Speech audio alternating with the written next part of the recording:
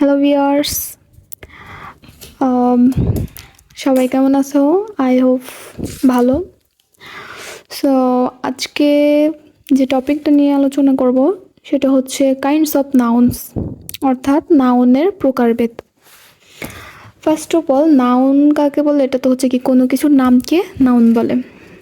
Noun এখানে যেমন কাজল always speaks the truth, কাজল সর্বদা সত্য কথা বলে। এখানে কাজল হচ্ছে কি একজন ব্যক্তির নাম, সো কাজলটা কি নাউন।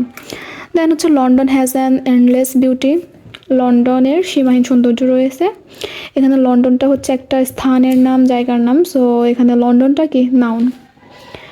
এরপরে আসে নাউন হচ্ছে 5 প্রকার: proper noun, common noun, collective noun, material noun, abstract noun. Proper noun যে নাউন দ্বারা কোনো নির্দিষ্ট ব্যক্তি, বস্তু, স্থান, প্রতিষ্ঠান ইত্যাদির নাম বোঝায় তাকে প্রপার নাউন বলে।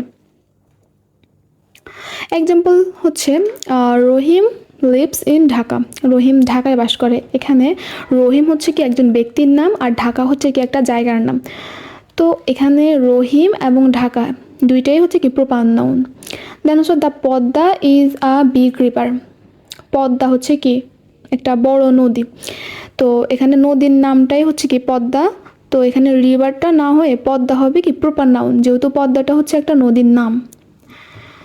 দেন হচ্ছে কমন নাউন, যে নাউন দ্বারা কোনো জাতি বা শ্রেণীর একটিকে না বুঝিয়ে সকলের সাধারণ নাম বোঝায়।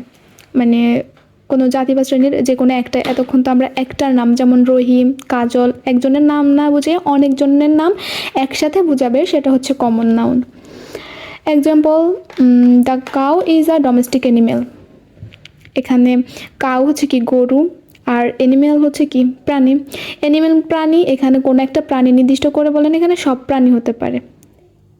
যেমন কাউ গরু, গরু সবগুলা গরু, এটা কি ডোমেস্টিক অ্যানিমেল, এখানে সবগুলা গরু বুঝাইছে। দেন হচ্ছে ম্যান ইজ মর্টাল, মানুষ মরণশীল। এখানে মানুষ হচ্ছে কি একজনকে বোঝায় না, সমগ্র মানুষ জাতিকে বুঝাইছে।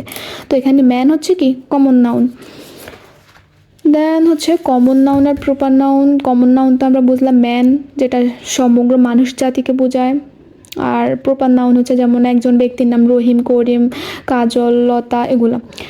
আর গার্ল হচ্ছে কি সকল মেয়ের নাম। গার্ল আমরা যে কোনো মেয়ের ক্ষেত্রে ইউজ করি, কিন্তু একজন মেয়েকে যদি আমরা নির্দিষ্ট করে বলতে চাই তাহলে কি তার নাম ধরে বলি, নাসিমা, ফাতেমা, লুনা। তো এগুলো হচ্ছে প্রপার নাউন।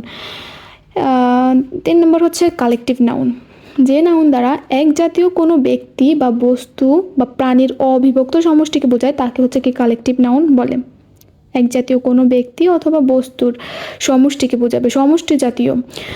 যেমন হচ্ছে our school team won the matter, আমাদের বিদ্যালয়ের টিমটা হচ্ছে কি একটা দলকে বুঝাইছে, কতগুলো দল। আমরা সাধারণত কি এটা খেলার ক্ষেত্রে কিংবা একটা কম্পিটিশনের ক্ষেত্রে একটা দল যখন গঠন করি তখন ওইটা, এখন এখানে টিমটা হচ্ছে কি দল যখন গঠন করা হয় তখন কিন্তু একজন কিংবা দুজনের দ্বারা হয় না, অনেকজনের নিয়ে আমরা দলটা গঠন করি। তো এরকম সমষ্টিগত যে ওয়ার্ডগুলো আছে সেগুলো হচ্ছে কালেকটিভ নাউন। 2 নম্বর হচ্ছে হি জয়েন্ট দ্য আর্মি, সে কি আর্মিতে যোগদান করছে। এখানে আর্মিটা হচ্ছে কি পুরো সৈন্যবাহিনী বুঝেছে, আর এটা সমষ্টিগত, তাই আর্মিটা হচ্ছে কালেকটিভ নাউন। 4 নম্বরে ম্যাটেরিয়াল নাউন, যে নাউন দ্বারা কোনো পদার্থের সমুদয় অংশকে অখণ্ডভাবে বোঝায় এবং যা সংখ্যা দ্বারা গণনা করা যায় না, শুধু পরিমাপ করা যায়। অর্থাৎ ম্যাটেরিয়াল নাউনটা হচ্ছে এমন কোনো জিনিস যেটা হচ্ছে গণনা করা যায় না কিন্তু শুধু পরিমাপ করা যাবে। যেমন সুগার ইজ সুইট, চিনি হয় মিষ্টি। এখানে সুগারটা হচ্ছে কি চিনি, যেটা আমরা কি গণিনে কখনো গুনতে পারি না, কিন্তু এটা আমরা পরিমাপ করি। তারপরে টি ইজ আ পপুলার ড্রিঙ্ক, টি মানে কি চা, এটাও আমরা কি গুনি না, এটা হচ্ছে কি পরিমাপ করি। তো এরকম অনেক যেগুলো আমরা গুনি না, গুনতে পারি না, শুধু পরিমাপ করে, ওইগুলো হচ্ছে ম্যাটেরিয়াল নাউন।